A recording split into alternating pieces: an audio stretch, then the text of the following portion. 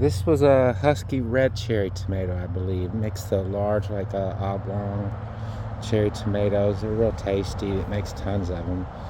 Here, as a matter of fact, I've got some on here. Yeah, round. I thought they were oblong, but they're big. You see all the die off? Well, that's no big deal out here if you've got healthy plants. But what I'd like to do is I'd like to take cuttings off of this and bring up like 3 or 4 of these in under my lights in my sunroom for the winter so we can keep cherry tomatoes around. Now, you can take cuttings on tomatoes and real easy. They root real easy. However, it really depends on what time of year you're trying to do it as to how hard it is, because earlier in the spring when the disease pressure is not so high, where you don't have so many spores and so much, fungi and stuff like that out, it's real easy. You can just stick them in the soil right next to each other and just keep them on going down the line, keep making new plants.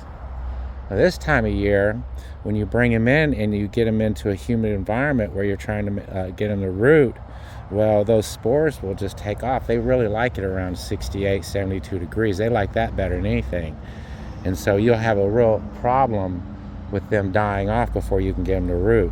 And then when you try to take them in with the humidity in the wintertime, you have a lot of issues with that.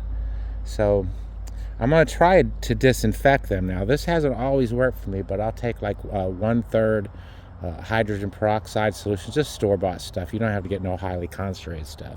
And you mix it with distilled water, and I'll take my cuttings and I'll soak them in that for like 20-30 minutes, and then I'll try to keep the tops dry as best I can, and then we'll see what happens. Hopefully I can get 3 or 4 of these. I'll take about a dozen. Hopefully I can get 3 or 4 of them to actually take.